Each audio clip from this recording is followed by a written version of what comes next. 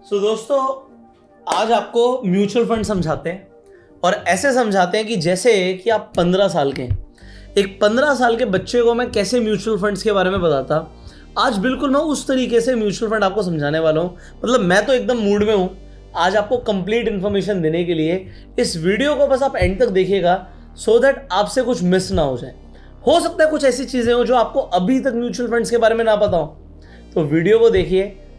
15 साल के बच्चे को भी समझ आएगा और 50 साल के पापा जी को भी समझ आएगा कि ये किस तरीके से म्यूचुअल फंड्स काम करते हैं, कैसे आप एसआईपी करते हैं, क्या गलतियां नहीं करनी, कैसे आपका पैसा ग्रो होगा। सबसे पहले हम म्यूचुअल फंड की बात करते हैं। ये म्यूचुअल फंड होता क्या है? MS धोनी आके बोल रहे हैं कि म्यूचुअल फंड सही है। इस इनिंग्स की शुरुआत म्यूचुअल फंड से कर, थोड़े थोड़े पैसे SIP के जरिए म्यूचुअल फंड्स में इन्वेस्ट कर। रोहित शर्मा आके बोल रहे हैं म्यूचुअल फंड सही है। सही है। सचिन तेंदुलकर आके बोल रहे हैं म्यूचुअल फंड सही है। अच्छा, म्यूचुअल फंड्स में SIP? सारे तो क्रिकेटर्स लगा दिए इन्होंने बोलने के लिए कि म्यूचुअल फंड सही है, बट क्या सच में सही है? चलो पहले समझते हैं कि है क्या। म्यूचुअल फंड को आप ऐसे समझो कि हमने एक स्कूल में क्लासरूम में हम गए। अब हम क्लासरूम में जाके सब बच्चों को बोलते हैं बेटा आपके पास जो पैसे हैं वो आप एक मैं पॉट लेकर आ रहा हूँ उसमें डाल दो। सब बच्चों ने 10-10 रुपये करके डाल दिए। अब क्लास में 50 बच्चे हैं तो 50 × 10 500 रुपये इकट्ठे हो गए। अब क्लास की एक टीचर है, वो डिसाइड करेगी कि 500 रुपये का क्या करना है। वो 500 रुपये से पार्टी दे सकती है, 500 रुपये से पौधा खरीद सकती है कि बच्चे मिलकर पौधा लगा लें। वो 500 रुपये से जो मर्जी करे, है ना, जो मर्जी करे। यहाँ पर टीचर को डिफाइन करना पड़ेगा कि टीचर को करना क्या है। सिमिलरली म्यूचुअल फंड में भी ऐसे ही होता है। जैसे मैंने आपको बोला एक क्लासरूम में 50 बच्चे हैं, तो हमारे देश के अंदर मान लेते हैं 50 लाख लोग हैं जो इन्वेस्टमेंट करना चाहते हैं। उसमें से 5000 ऐसे लोग हैं जो एक म्यूचुअल फंड को चूज करते हैं। तो एक म्यूचुअल फंड को 5000 लोगों ने चूज किया। अब स्कूल में बच्चों के पास तो सबके पास 10 रुपए थे, बट यहाँ पर किसी के पास 10,000 है, किसी के पास 20,000 है, किसी के पास 1000 है, किसी के पास 500 है। तो मिनिमम इन्वेस्टमेंट उन्होंने रख दी 500 रुपए की, कि 500 रुपए से आप म्यूचुअल फंड में पैसा डाल सकते हो। अब किसी के पास 5 लाख है तो वो 5 लाख डाले, किसी के पास 5000 है तो 5000 डाले। अब ये पता कैसे चलेगा किसने कितना डाला वो मैं आपको अभी बताऊंगा, बट फिर उस पैसे का करना क्या है। तो म्यूचुअल फंड जो होता है वो एक एक्सपर्ट को अपॉइंट करता है जिसे बोलते हैं फंड मैनेजर। जैसे एक क्लासरूम में मैंने टीचर को खड़ा कर दिया था कि टीचर डिसाइड करेगी कि उस पैसे का क्या करना है, तो फंड मैनेजर डिसाइड करता है कि पैसा इन्वेस्ट कहाँ करना है। अब जैसे स्टूडेंट से टीचर ज़्यादा पढ़े लिखे, ऐसे ही एक आम इन्वेस्टर से जो फंड मैनेजर होता है वो ज़्यादा पढ़ा लिखा होता है, ज़्यादा इंटेलिजेंट होता है। मैं आपको एग्जांपल देता हूँ। अभी हम एक स्क्रीनर के ऊपर, आप किसी भी स्क्रीनर पे चले जाइए। अब कोई भी म्यूचुअल फंड पे आप क्लिक कर देंगे। मान लीजिए आपने ये कोटक फ्लेक्सी कैप फंड पे क्लिक किया, इस पे क्लिक करेंगे, आपका ये इसके बारे में डिटेल खुल जाएगी। डिटेल के बाद आपको क्या चेक करना होता है वो मैं आपको बता रहा हूँ। जैसे यहाँ पर आ गया मैनेजर डिटेल, तो हर फंड का एक मैनेजर होता है। जैसे यहाँ पर आ गया कि ये मैनेजर का नाम है हर्षा उपाध्याय, ये कितना पैसा संभाल रहे हैं, ये आदमी पैसे संभाल रहे हैं 98,662.89 करोड़, ऑलमोस्ट 1 लाख करोड़ रुपया ये आदमी मैनेज कर रहा है। कितने सालों का एक्सपीरियंस है? 18 सालों का एक्सपीरियंस है। इनकी क्वालिफिकेशन क्या है वो भी लिखी हुई है, इनका पास्ट एक्सपीरियंस क्या है वो भी लिखा हुआ है, कौन कौन से फंड मैनेज करते हैं वो भी लिखे हुए हैं। ये सारी डिटेल आपको मिलती है, ये आपको जाननी ज़रूरी है। वो कहते हैं ना कंज्यूमर को अपने हक जानने ज़रूरी हैं। तो अगर आज आप कोई म्यूचुअल फंड में पैसे लगा रहे हो तो अपना म्यूचुअल फंड का मैनेजर आपको जानना ज़रूरी है कि उस पैसे को मैनेज कौन करेगा। उसके बाद क्या होता है, मैंने आपको एक बात बोली थी कि कैसे पता लगेगा कि आपने 500 डाले और किसी ने 5 लाख डाले, तो भाई पता कैसे लगेगा। अब जब एक फंड मैनेजर होता है वो कुछ स्टॉक्स को बाय करता है, तो फंड के पास मान लेते हैं 1 लाख करोड़ है, उसने तो 1 लाख करोड़ रुपए इन्वेस्ट कर दिया, आपके उसमें से 500 रुपए थे, तो कैसे पता लगेगा आपके 500 और किसी के 5 लाख हैं। इसके लिए आपको एक NAV मिलती है जिसे बोलते हैं नेट एसेट वैल्यू। जैसे यहाँ पर इस म्यूचुअल फंड की नेट एसेट वैल्यू कितनी आ रही है? 96.69 रुपीज़। अब अगर आपने 500 रुपये लगाए हैं, 500 रुपये, तो आपके पास 5 NAVs आ जाएंगी। किसी ने 5,000 लगाए हैं तो उसके पास उस हिसाब से NAVs आ जाएंगी, तो वहाँ पर 50 NAVs आ जाएंगी। ठीक है, तो ये NAV जो है ये डिफाइन करते हैं किसके पास जितनी उसने उतने पैसे लगाए हैं। तो आप NAV खरीदते हो, NAV को ऐसे समझो, NAV रोज चेंज हो सकती है। जैसे मैं पिछले 1 महीने की दिखाऊं तो आपको ऐसे ऊपर नीचे कुछ भी हो सकती है। किसी दिन 96 पर भी पहुंच जाती है, किसी दिन 98 पे भी पहुंच जाती है। ये बिल्कुल आप ऐसे समझो जैसे सब्जी मंडी में हम जाते हैं, आम का रेट देखते हैं, कभी आम 100 रुपये किलो होता है, कभी 110 रुपये किलो होता है, कभी 150 रुपये किलो होता है, तो उसका भाव ऊपर नीचे होता रहता है ना। ऊपर नीचे जो हो रहा है ये रियल टाइम डिमांड सप्लाई के ऊपर डिपेंड करता है। अगर आम को खरीदने वाले ज़्यादा लोग आ जाएंगे और आम कम होगा, शॉर्टेज रहेगी, तो हो सकता है आम 200 रुपये किलो चला जाए। आप समझ रहे हो? बट अगर आम को खरीदने वाले कम लोग हो जाएंगे तो आम की वैल्यू गिर जाएगी। अब यहाँ पर ये समझना है, जो ये NAV है ये बेसिकली पीछे जो फंड हाउस ने स्टॉक्स खरीदे हुए हैं उनकी वैल्यू के ऊपर डिपेंड करती है। प्लस इसके ऊपर भी प्रीमियम हो सकता है, बट वो प्रीमियम साइड कर दो। तो बेसिकली जो पीछे स्टॉक्स है उनके पीछे डिमांड सप्लाई क्या है, उससे इस NAV का लेना देना है। तो अगर इसमें रिलायंस का स्टॉक है मान लेते हैं, तो रिलायंस को लोग ज़्यादा खरीद रहे हैं तो रिलायंस का भाव बढ़ गया, इसका NAV का भाव बढ़ जाएगा। अब इन्होंने कहाँ पैसा लगा रखा है ये आपको पोर्टफोलियो पे दिखता है। ये आपको पोर्टफोलियो में एग्जैक्टली स्टॉक्स नहीं दिखेंगे, बट इन्होंने private banks, construction engineering, chemicals, इन सब में पैसा लगा रखा है। प्राइवेट बैंक क्या कितना खरीद रखा है ये आपको दिखेगा कि ये क्या कर रहे हैं। ठीक है, सो सेक्टर वाइज वेटेज आपको दिखती है। अब ये होता है म्यूचुअल फंड, और म्यूचुअल फंड के अंदर NAV। नेक्स्ट कॉन्सेप्ट पे चलते हैं। अभी जो मैंने आपको समझाया इससे बोलते हैं एक्टिव फंड, कि इसे एक आदमी मैनेज कर रहा है जो डिसाइड करता है कि पैसा कहाँ डालना है। ठीक है, वो डिसाइड करता है पैसा कहाँ डालना है। तो अगर आप देखोगे इस फंड ने 5 सालों में जो CAGR दी है वो 12% के हिसाब से दी है, 12.5%। बट इसी तरीके से हम चलते हैं, बैक करते हैं। ठीक है, या मैं स्क्रीनर्स पर जाके दोबारा से एक बार म्यूचुअल फंड्स पर आ जाता हूँ, स्टार्ट स्क्रीनिंग पे क्लिक करता हूँ। इसके बाद हम क्या करते हैं, इक्विटी के अंदर एक स्पेशल, देखो कई सारे मतलब अलग तरीके के फंड हो सकते हैं, थीमेटिक, लार्ज कैप। एक होते हैं इंडेक्स फंड, जिसे मैं पैसिव फंड बोलता हूँ। तो एक एक्टिव होता है जिसके बारे में अभी बताया, जिसे एक आदमी मैनेज कर रहा है, तो वो मैनेज कर रहा है, वो डिसीजन लेगा, ये तो हो गया एक्टिवली मैनेज। दूसरा होता है पैसिवली मैनेज। अब पैसिवली मैनेज में अगर आप देखोगे, और यहाँ पर मैं एक फिल्टर ऐड करना चाहता हूँ, CAGR मुझे 5 साल का चाहिए। ठीक है, सो 5 साल का अगर हम CAGR देखें, अब एग्जाम्पल के लिए ये मोतीलाल ओसवाल का S&P 500 इंडेक्स है। अब ये एक इंडेक्स फंड है, ये पैसिव फंड है, इसकी रिटर्न 17% की है। ये कोटक का निफ्टी नेक्स्ट 50 फंड है। तो अभी हमने कोटक का कंपेयर किया था, कोटक का एक दूसरा फंड लेते हैं। हमने पहले फ्लेक्सी कैप की बात करी थी, ये हो गया निफ्टी 50 नेक्स्ट 50, मतलब एक इंडेक्स हो गया। इंडेक्स क्या होता है इसे भी मैं आपको समझाता हूँ। सो अगर आप NSE की वेबसाइट पर जाएंगे, आपको सिंपली NSE इंडेक्स ऐसे लिख देना गूगल पर, ऐसे वेबसाइट आएगी, पहली वेबसाइट खोल देना। तो अब आपको दिखेगा इंडाइसेस। इंडाइसेस क्या होते हैं, जैसे निफ्टी 50 है तो एक बास्केट है, इंडिया की टॉप 50 कंपनियों का। निफ्टी नेक्स्ट 50 क्या है, 50 के बाद की जो 50 आती है वो नेक्स्ट 50 हो गया। ऐसे ही ये रहा नेक्स्ट 50। प्राइवेट निफ्टी बैंक मतलब बैंक्स का हमारा एक इंडेक्स हो गया, इसे इंडेक्स बोलते हैं। अब ऐसे देखो निफ्टी के कितने सारे इंडेक्स हैं। ये इंडेक्स क्या होते हैं, ऑलरेडी डिसाइडेड है कि एक थीम के अकॉर्डिंग, या फिर यहाँ पे बाइफिकेशन पता लगती है कि स्ट्रैटेजी के अकॉर्डिंग या फिर सेक्टर के अकॉर्डिंग हमने डिफाइन कर रखा है। जैसे ऑटो स्टॉक सारे हम निफ्टी ऑटो में डाल देंगे, FMCG स्टॉक्स हम सारे निफ्टी FMCG में डाल देंगे, IT स्टॉक्स हम निफ्टी IT में डाल देंगे। तो अगर आपने इंडेक्स में पैसा लगा दिया तो सारे स्टॉक्स में पैसा लग गया। अब इसमें फंड मैनेजर को दिमाग ही नहीं लगाना, ये तो हर 6 महीने में एक बार बैलेंसिंग होती है। जैसे निफ्टी 50 है तो इंडिया की टॉप 50 कंपनियां कौन सी हैं, ये 6 महीने में एक ही बार देखना है। तो इसमें फंड मैनेजर का दिमाग कम लगता है। ठीक है, फंड मैनेजर का दिमाग कम लगता है। तो मैं इसका एक कंपैरिजन देता हूँ आपको। अगर आप 5 साल की इसकी रिटर्न देखेंगे तो 13.78% का CAGR दिखा रहा है, जो कि बेटर था हमारे फ्लेक्सी कैप से। मैं एक और खोल देता हूँ, फ्लेक्सी कैप आपको दिखाता हूँ। मैं टाइम जरूर लूंगा बट आपको पूरा समझाने की कोशिश करूंगा। ठीक है, तो यहाँ पे हमने जो पहले खोला था उसे ही खोल लेते हैं। ये रहा हमारा फ्लेक्सी कैप, वापस आ जाते हैं। सो फ्लेक्सी कैप की रिटर्न दी 12.5%।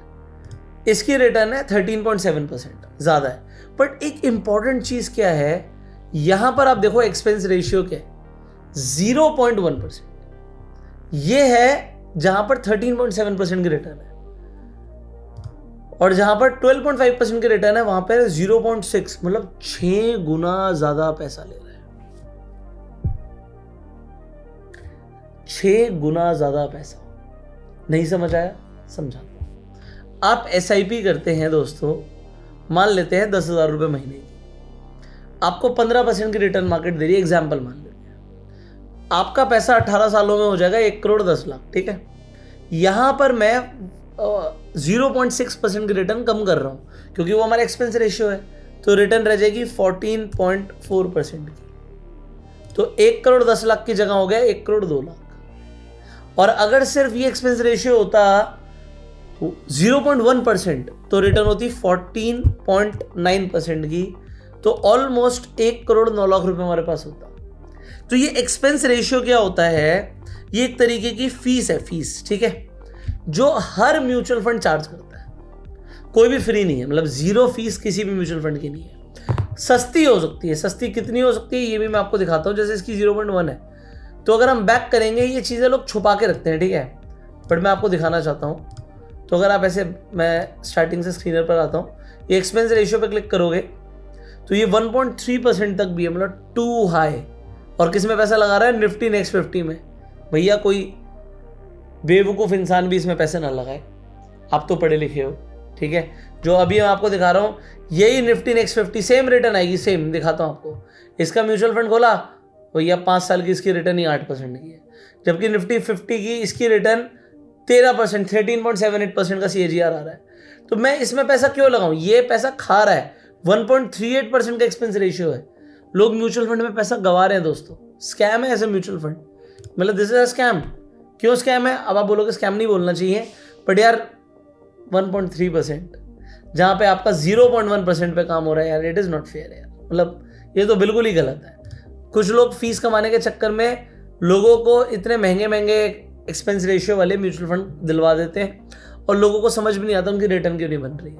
तो मिनिमम साइड पर भी आप देखोगे तो ऐसे जैसे 0.07% ये मिनिमम है। अगेन कोटक का ही एक फंड है निफ्टी 50, आपको यहाँ पे मेंशन नहीं है, इस पर क्लिक करूँगा तो शायद मेंशन हो जाए, इसका एक्सपेंस रेशियो क्लियर नहीं है, बट इससे पहले वाले का जो ऐसे क्लियर है 0.07। अब ये कुछ नहीं होता, दिस इज नेग्लिजिबल। तो अगर आपको निफ्टी 50 में पैसा लगाना है, आपने एक म्यूचुअल फंड में पैसा लगा दिया जिसका एक्सपेंस रेशियो सिर्फ 0.07 है, तो कहाँ 0.07 और कहाँ 1.38। ये फीस जो है ना सबसे सस्ती होती है ETFs में। मैं आपको कंपैरिजन देता हूँ, ठीक है, तो मुझे कंपैरिजन देने में मज़ा आता है। अब एग्जाम्पल मुझे निफ्टी में पैसा लगाना है, ठीक है, तो मैं सिंपली निफ्टी 20 डाल देता हूँ, ठीक है, मैंने डाला निफ्टी 20। अब इसका एक्सपेंस रेशियो है 0.04। अभी मैंने आपको दिखाया था 0.07, जो म्यूचुअल फंड में सबसे कम था, उसका भी आधा हो गया, उसका भी आधा हो गया, और पैसा ऑलमोस्ट निफ्टी 50 में जा रहा है। तो मैं क्यों ज़्यादा पैसा दूं? और आप पैसा निफ्टी 50 में लगा रहे हो यार। तो ETF हमेशा सस्ते होते हैं, याद रखना। मैंने ETF के ऊपर कई बार वीडियो बना चुका हूं, बट आज फिर भी म्यूचुअल फंड की बात है। अब ETF भी एक तरीके का म्यूचुअल फंड ही होता है, बस ये एक्सचेंज पे ट्रेडेड होता है, इसलिए इसका नाम होता है एक्सचेंज ट्रेडेड फंड। तो मैंने आपको म्यूचुअल फंड भी बता दिया, ETF भी बता दिया, एक्सपेंस रेशियो भी बता दिया। आगे बढ़ते हैं, जैसे हम बोलते हैं SIP। भाई ये क्या चीज़ होती है? अच्छा, लोगों को लगता है SIP सिर्फ म्यूचुअल फंड में होती है, गलत। SIP आप ETF में कर लो। आप मेरी स्क्रीन पर जो स्क्रीन रिकॉर्डिंग देख रहे हो, इसमें आपको दिखाया जा रहा है, जैसे मैं आपको एक फ्री डीमेट अकाउंट का लिंक दूंगा, डिस्क्रिप्शन में कमेंट में लेंगे, उसके थ्रू जाके आपका डीमेट अकाउंट खुल जाएगा। जब आपका डीमेट अकाउंट खुल जाए, आपको निफ्टी 50 के अंदर ये निफ्टी 20 में SIP करनी है। तो ये निफ्टी 20 के अंदर आप जाके 500 रुपये महीने से, 1000 रुपये, 2000 रुपये महीने से SIP शुरू कर सकते हो। और आप डेट डिसाइड कर सकते हो कि आप कौन सी डेट पे SIP करनी है। हर महीने आपके अकाउंट से पैसे डिडक्ट होते जाएंगे और इन्वेस्ट होते चले जाएंगे। ये कितना बढ़िया चीज़ हो गई। तो SIP ETF में भी होती है। अब SIP का जादू क्या है कि भाई अगर आप SIP करें, मान लेते हैं 1000 रुपये महीने की कोई SIP कर रहा है, अब 1000 रुपये कुछ नहीं होता, और लॉन्ग टर्म में जो मार्केट की एक एवरेज है 15% की रिटर्न मार्केट दे रही है। तो ये अगर हम एक लॉन्ग टर्म के हिसाब से देखें, 18 साल 20 साल, तो 18 साल में ये पैसा हो जाता है 11 लाख। बट ध्यान रखना, जैसे ही मैं 18 को 20 करूंगा जादू हो जाएगा। जैसे ही मैं 18 को 20 करता हूं, ये 11 लाख रुपए बने थे 18 सालों में, बट 2 साल बढ़ाते ये 15 लाख हो गए। और अगर मैं इसे 25 साल पे ले जाऊंगा तो एकदम से ही जादू हो जाएगा, ये 32 लाख हो जाएंगे।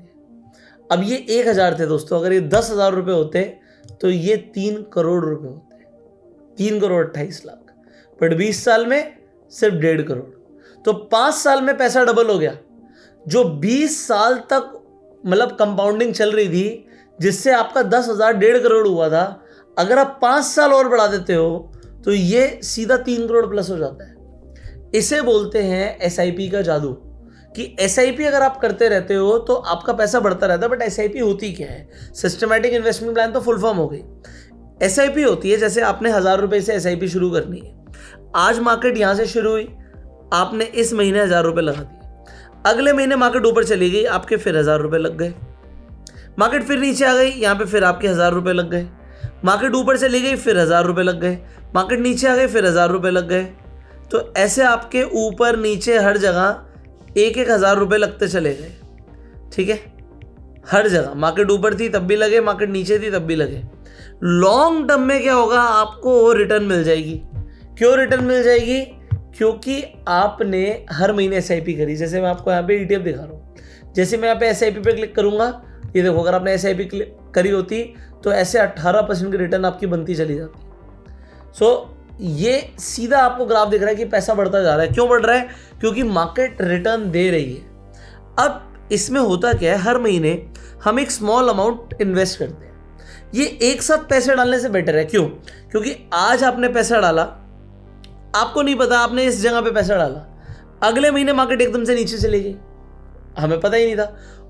तो हमने क्या किया, एक बार में पैसा न डाल के ऊपर नीचे हर जगह पैसा डाला, तो एवरेज बना ली।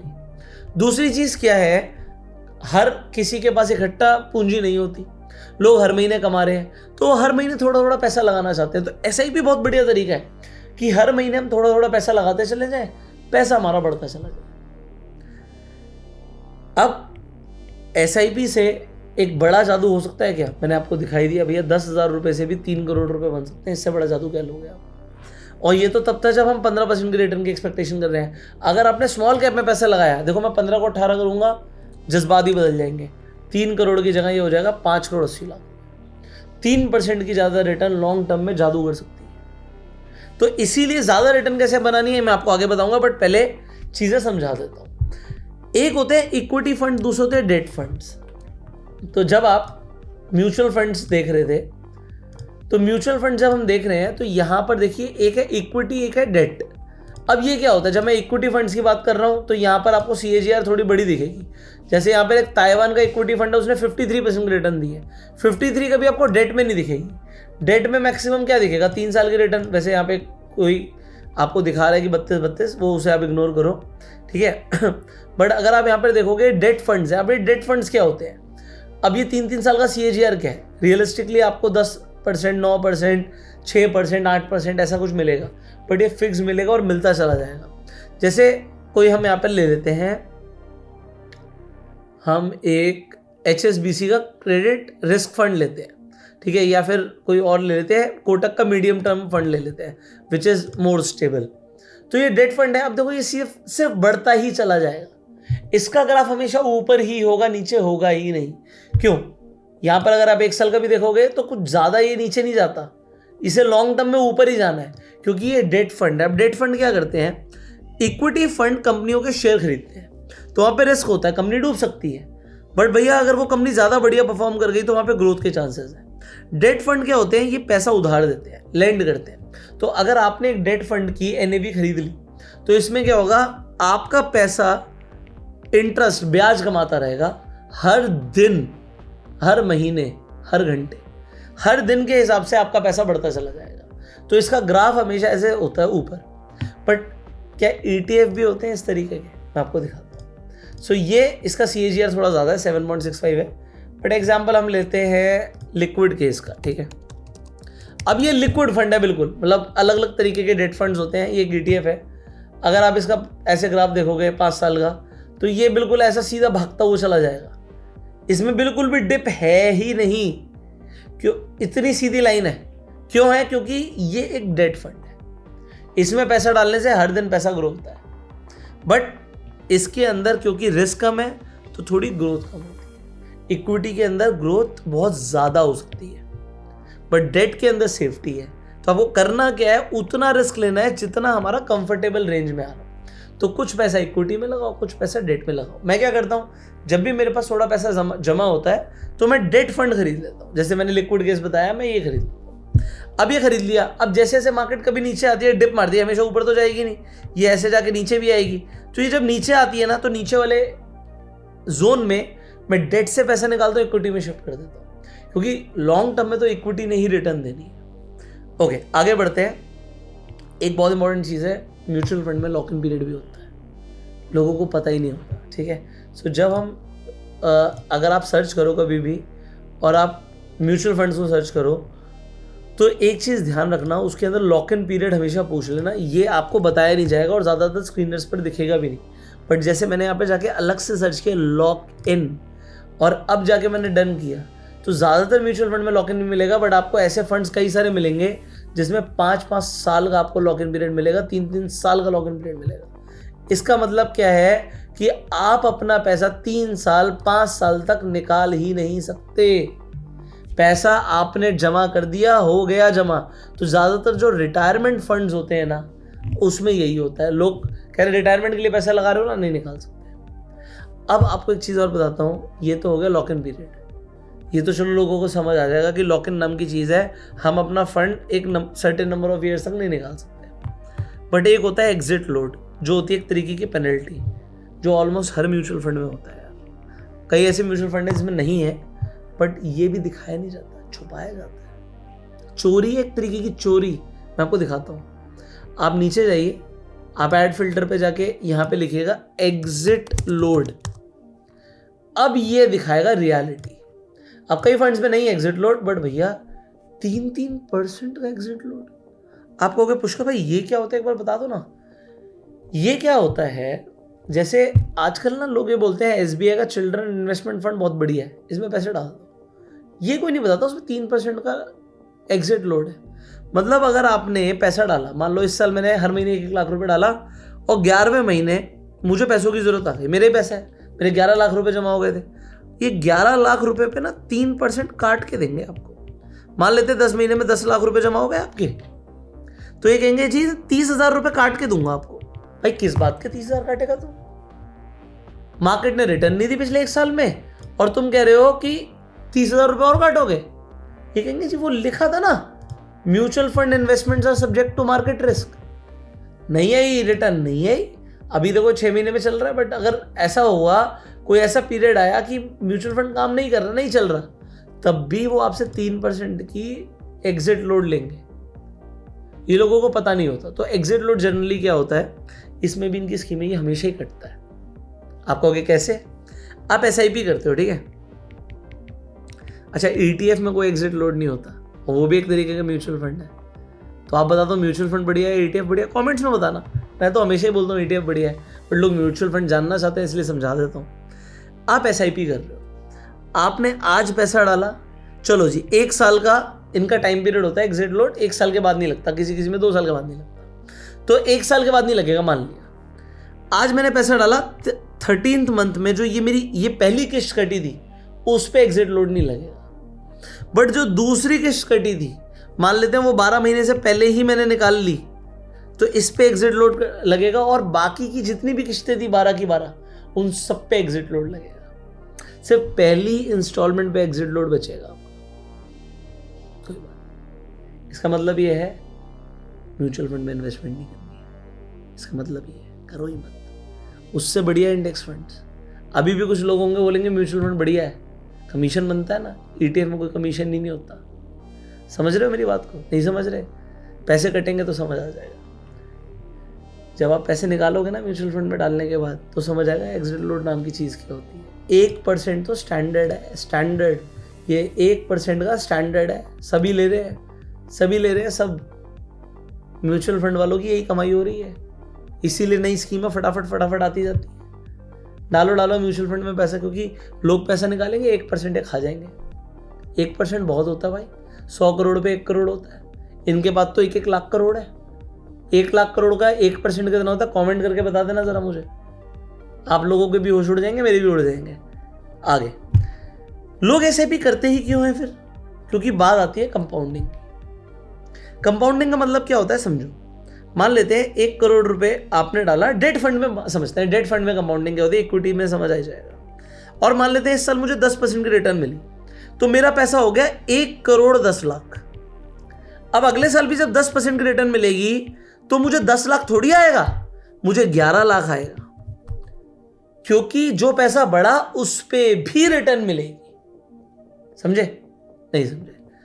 1 करोड़ पे 10% 10 लाख, बट 1 करोड़ 10 लाख पे 10% 11 लाख। अब 1 लाख ज्यादा आया। अब ऐसे ही हर साल बढ़ता चला जाएगा।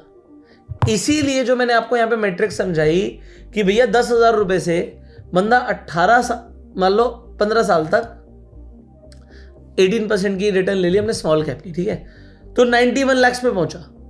बट यहां पर जैसे मैं 20 साल कर रहा हूं, 91 के 2 करोड़ 34 लाख हो गए, और 5 साल और बढ़ाए, मतलब यहां तक तो 20 साल लग गए थे। आपका बच्चा 20 साल का हो गया था और पैसे जमा हो गए आपके 2 करोड़ 34 लाख रुपए।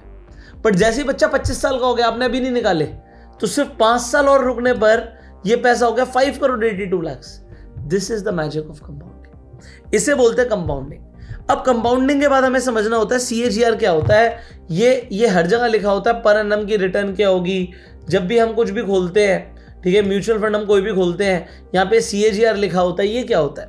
सो CAGR का मतलब होता है कि आप पूरी रिटर्न नहीं देख रहे कि पैसा डबल हो गया तो 100% रिटर्न हो गया। मैं आपको इन्वेस्टिंग प्रो से समझाता हूँ। सो एग्जाम्पल, मैं इन्वेस्टिंग प्रो पे गया, ठीक है, इन्वेस्टिंग प्रो पर प्रोपिक्स AI आपको दिखता है, तो ये AI स्ट्रैटेजीज दे रहा है।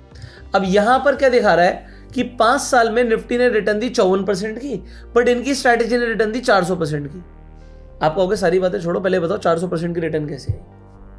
जायज़ क्वेश्चन है। अभी मैं कुछ और समझा रहा हूँ, फिर ये भी समझा दूंगा। यहाँ पर देखो क्या है कि 400% की रिटर्न तो 5 साल की है, बट हर साल की कितनी हुई? एनुअलाइज रिटर्न हुई 38.6% की। तो 38.6% की रिटर्न आई, फिर अगले साल उसके ऊपर 38.6% की रिटर्न आई, ऐसे करके 400% की रिटर्न बनी है। इसे जानना जरूरी होता है जब भी आप म्यूचुअल फंड में SIP कर रहे हो, क्योंकि इससे आप फंड को कंपेयर करते हो। जैसे हम यहाँ पे फंड्स देख रहे हैं ना, ये हम फंड्स कंपेयर करते हैं, भाई इसने 22 दिया, इसने 9 दिया, इसने 10 दिया, इसने 16 दिया, अच्छा 22 वाला बढ़िया है। समझ रहे हो? ओके, सो इससे हमें कंपेयर करना आसान होता है। अब आपका वही सवाल आएगा, भैया कि ये 5-10% छोड़ो या 400% बताओ, क्योंकि जल्दी पैसा कमाना है।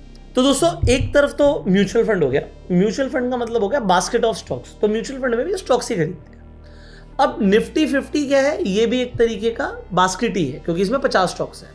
मैं कह रहा हूं 50 में इन्वेस्ट मत करो, आप टॉप 20 में करो। 50 की जगह 20, तो अभी भी डाइवर्सिफिकेशन हो रहा है। म्यूचुअल फंड का बेनिफिट है, बट ना एग्जिट लोड है, कोई एग्जिट लोड नहीं है, कोई एक्सपेंस रेशियो नहीं है, आप सीधा स्टॉक खरीद रहे हो तो सस्ता पड़ता है। ठीक है, अब यहां पर आप क्या कर रहे हो कि सिर्फ 50 में से जो 20 स्टॉक्स भाग रहे हो उनमें पैसा लगा रहे हो। आपको कैसे पता लगेगा कौन से स्टॉक खरीदने हैं? तो यहां पर आप पोर्टफोलियो पे क्लिक करोगे तो पूरा पोर्टफोलियो दिख जाएगा कि इन स्टॉक्स को खरीद लो। अब आप कहोगे खरीद के क्या हमेशा बैठे रहना है? आंसर है नहीं। हर महीने की 1 तारीख को ये बताएगा कि कौन से स्टॉक्स को आपको खरीदना है, और जो आपने खरीदे हुए स्टॉक्स हैं उनमें से कौन कौन से स्टॉक्स को निकाल देना है। जैसे कोई स्टॉक को इन्होंने बोला 42% की रिटर्न दे चुका था कि भैया अब इसे निकाल दो, अब इसमें एक स्ट्रॉन्ग रन आ चुका है, वैल्यूएशन खिंच चुकी है, ग्रोथ अब कूलिंग हो रही है, कूल डाउन हो रहा है। तो ये बताएगा कि क्यों निकालना है, और हर स्टॉक के पीछे पूरी रिसर्च मिलेगी। क्लिक करोगे तो पूरी रिसर्च पढ़ सकते हो कि भाई क्यों इस स्टॉक को खरीदना है, क्यों नहीं खरीदना है। एवरी स्टॉक के पीछे पूरी एनालिसिस है। ठीक है, ये आप पढ़ सकते हो हर महीने। जैसे जुलाई में, जून में इन्होंने बताया था, जून में कौन से स्टॉक्स बताए थे ये भी आपको पता लग जाएगा। उससे पहले कौन से स्टॉक्स बताए थे, किसी भी महीने पे क्लिक करके आप चेक कर सकते हो। डेट के साथ 1 तारीख की डेट है तो चेक कर सकते हो प्राइस क्या, ये वही था, उस दिन का प्राइस पे ऐड किया गया। तो ये 1 तारीख को आपको बता देगा कि कौन से स्टॉक खरीदने हैं, कौन से स्टॉक्स को निकाल देना है। आप कहोगे फिर कब शुरू करना चाहिए कि 1 तारीख को सब्सक्रिप्शन लेना चाहिए? नहीं, आप जिस दिन वीडियो देख रहे हो उसी दिन आपको सब्सक्रिप्शन लेना चाहिए। अच्छा, इसका सब्सक्रिप्शन होता है, मैं आपको बता देता हूँ। तो इन्वेस्टिंग प्रो पर आपको 60% का ऑफ ऑलरेडी मिल रहा है। इनके 2 प्लान्स हैं, प्रो और प्रो प्लस। मैं आपको एक लिंक दूंगा डिस्क्रिप्शन और पिन कमेंट में, डीमेट अकाउंट के नीचे ही। तो वहां पर अगर आप क्लिक करोगे उस लिंक पे तो आपको 15% का एक्स्ट्रा ऑफ मिल जाएगा। तो अगर 60 मिल रहा है तो 75% का ऑफ मिल जाएगा।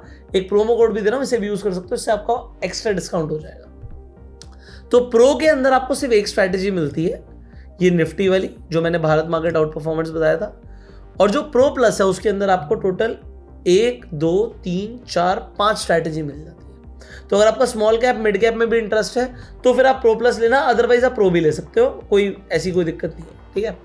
और बाकी के जो बेनिफिट्स हैं वो तो आप पढ़ ही लेना, यहाँ पे बहुत सारे बेनिफिट्स हैं। सो ये जो इन्वेस्टिंग प्रो का सबसे बढ़िया फीचर मुझे लगता है वो ये है कि ये बता देता है कि पैसे लगाने कहाँ हैं, कौन से स्टॉक्स में लगाने। अगर आप 5 मिनट निकाल सकते हो महीने के, तो 5 मिनट में आप स्टॉक्स को जिन्हें ऐड करना उन्हें ऐड कर लोगे, आपको जिन्हें निकालना निकाल दोगे और आप खुद के फंड मैनेजर बन जाओगे। किसी को फीस नहीं देनी, फ्री, आप अपने पोर्टफोलियो में काम कर रहे हो। और जब पैसा बढ़ेगा ना तो आपको समझ आएगा कि कितनी ज़बरदस्त चीज़ है। क्यों? क्योंकि ये तो थी लार्ज कैप के रिटर्न, स्मॉल कैप के रिटर्न है भैया 1100% की 5 सालों की। इसका CAGR आ रहा है 52%। मैं आपको बता नहीं सकता कि अगर आपका यहाँ पे 18% हम ले रहे थे तो इतना बन रहा था 5-5 करोड़। ये मतलब अनरियलिस्टिक सा लगेगा आपको, बट कौन 25 साल तक ऐसे करने वाला है। ये क्या नंबर बन गया, 1 2 3 4 5 6 7 5,000 करोड़ हो गया। बट 25 साल के बाद 5,000 करोड़ हो जाएगा, ठीक है। एनीवेज मतलब नंबर्स बड़े बड़े लगते हैं, मैं नहीं कहता इतना होगा, इसका आधा भी हो जाएगा तो भी बहुत है। मतलब 25% की भी रिटर्न आ जाएगी तो भी अगर आप देखोगे तो यहाँ पे 1 2 3 4 5 6 7 23 करोड़ रुपए तो बन सकता है। और ये मैं तब देख रहा हूँ जब 10,000 रुपये हर महीने में इन्वेस्ट कर रहे हैं। बट आपको अगर इसमें SIP कैसे होगी, देखो आपको क्या करना पड़ेगा, आपको एक डीमेट अकाउंट के थ्रू इन्वेस्टमेंट करनी पड़ेगी। तो आपको एक डीमेट अकाउंट चाहिए। मैं आपको एक फ्री डीमेट अकाउंट का लिंक दे रहा हूँ डिस्क्रिप्शन और पिन कमेंट में। उसके थ्रू आप स्टॉक मार्केट में इन्वेस्टमेंट कर पाओगे, स्टॉक्स खरीद पाओगे, ट्रेडिंग भी कर पाओगे। अच्छा, एक चीज़ मैं बता देता हूँ, लिमिटेड टाइम ऑफर है। जब आप डीमेट अकाउंट खुलवाओगे, जो लिंक मैं आपको दे रहा हूँ उस लिंक से, तो आपको रेफरल सेक्शन में देखेगा 1500 रुपये पर रेफरल मिल रहा है। बट ये लिमिटेड टाइम ऑफर है, तो आज ही अपना अकाउंट ओपन कर लेना और रेफरल सेक्शन में जाके अपना जो वहाँ पे लिंक आएगा वो व्हाट्सएप पे अपने दोस्तों का शेयर करना। 1500 रुपये पर रेफरल मिल रहा है और फ्री में अकाउंट खुल रहा है। 10 लोगों को रेफर कर दिया तो आप 15,000 रुपये कमा सकते हो। तो ये बढ़िया ऑफर है। सो आपने एक बार डीमेट अकाउंट खोला, उसके बाद आपने क्या किया, यहाँ पर स्टॉक्स बताए गए हैं, इन्हें खरीद लिया। तो मैंने क्या बोला, ये जरूरी नहीं कि महीने की 1 तारीख आने से आसपास ही आप इसे सब्सक्राइब करें। आपको पता लग गया ये स्टॉक्स मुझे खरीदने हैं, आपने आज ही खरीद लिया। तो इस महीने की भी अगर स्टॉक्स की कोई रैली आनी होगी तो वो भी तो आएगी आपके पोर्टफोलियो में, वो भी तो रिटर्न बनेगी। फिर 1 तारीख को जाके आपको देखना है कि इनमें से मुझे कौन कौन से स्टॉक्स होल्ड करने हैं और ये AI क्या बोल रहा है कि कौन कौन से स्टॉक्स को मुझे निकालना है, कौन कौन से स्टॉक्स को मुझे रखना है, ऐड करना है। पता लग गया, पोर्टफोलियो बन गया। अब ये हर महीने करते चले जाओ। मैं सच बता रहा हूँ, इंडिया के अंदर ज़्यादातर लोग मोमेंटम इन्वेस्टिंग कर ही नहीं रहे। SIP की रिटर्न नहीं बन रही क्योंकि निफ्टी ठंडी बढ़ी हुई है। तो निफ्टी की 1 साल की रिटर्न -4.4% की है। तो लोग थोड़े से ना निराश हैं कि यार रिटर्न नहीं बन रही है। बट रिटर्न बन सकती थी। अगर आप देखोगे यहाँ पर, मैं आपको एग्जैक्टली दिखाता हूँ। ये स्ट्रैटेजी ना भारत मार्केट आउट परफॉर्मेंस, ठीक है, 1 साल की बात करते हैं। निफ्टी है -5.8%, इसने जो डेट ली है उस डेट के हिसाब से, और इसी की डेट के हिसाब से इनकी जो स्ट्रैटेजी है 11% ऊपर है जब निफ्टी घुसी पड़ी है। निफ्टी रिटर्न नहीं दे रहा बट इनकी स्ट्रैटेजी रिटर्न दे रही है, और वो भी FD से ऑलमोस्ट डबल। तो अब आप सोचो कि आपको क्या करना है। देखो, मैंने आपको इस वीडियो में म्यूचुअल फंड क्या होते हैं, म्यूचुअल फंड में कैसे इन्वेस्टमेंट करनी है, SIP कैसे करनी है, सब बताया। उसके लिए आप SIP कैसे कर सकते हो, डीमेट अकाउंट के अंदर आपको स्क्रीन पर एडिटर दिखाई रहे हैं। आप कोई भी म्यूचुअल फंड के अंदर SIP कर सकते हो, 1000 2000 5000 जो भी आपको करना है। दूसरा, मैंने आपको ETF बता दिया कि म्यूचुअल फंड से बढ़िया है ETF, क्योंकि म्यूचुअल फंड के अंदर रियल टाइम ट्रैकिंग होती नहीं। अच्छी चीज़ और बता दूं, इसमें क्लोजिंग का भाव मिलता है आपको। ये बड़ा मतलब एक और वीडियो बना दूंगा, उसमें समझ लेना। क्लोजिंग का भाव आप समझ लो कि 3 बजे का जो भाव होगा वो मिलेगा। अब 3 बजे तक मार्केट बढ़ चुकी है तो बढ़ा हुआ भाव मिलेगा अगर आपने उसी दिन पैसा लगाया। तो होता क्या है, ETF में रियल टाइम का भाव होता है, जैसे स्टॉक्स में होता है कि रियल टाइम मेरी स्क्रीन पर दिख रहा है 100 रुपये का शेयर है तो मैं 100 में खरीद रहा हूँ। ऐसा नहीं है कि 3 बजे तक शेयर भागता चला गया 105 का हो गया तो मैं 105 पे खरीदूंगा। म्यूचुअल फंड में आपकी मजबूरी होती है, आपके हाथ में कुछ नहीं होता। वो फंड मैनेजर कहेगा भैया मैंने तो 3 बजे खरीदा था, चाहे उसने 1 बजे खरीदा हो। तो ये भी बीच में ना एक घपला सा लगता है मुझे। सो म्यूचुअल फंड से फार बेटर है ETF, और ETF से बेटर है स्टॉक्स इन्वेस्टिंग। जो आपको करना है आप करो, बट मैंने आपको बता दिया कि आप कैसे कर सकते हो। इन्वेस्टिंग प्रो का भी लिंक डिस्क्रिप्शन में कमेंट में है, और फ्री में जाके आप अपना डीमेट अकाउंट खोल ही सकते हैं। फाइनली मेरा आपसे एक सवाल है, मैंने आपको सब कुछ समझाया म्यूचुअल फंड के बारे में, आपको एक्सपेंस रेशियो के बारे में क्या समझ आया? एक्सपेंस रेशियो क्या होता है डिटेल में कमेंट करके जरूर बताइएगा। जिसका आंसर सबसे इलैबोरेटिव होगा उन्हें हमारी तरफ से हमारी बुक है कैंडलस्टिक पैटर्न के ऊपर एज अ गिव अवे में मिलेगी। सो आप जरूर बताइएगा, इस वीडियो को लाइक कीजिए, शेयर कीजिए, subscribe this channel, click on the bell icon. You go self made and Jai Hind.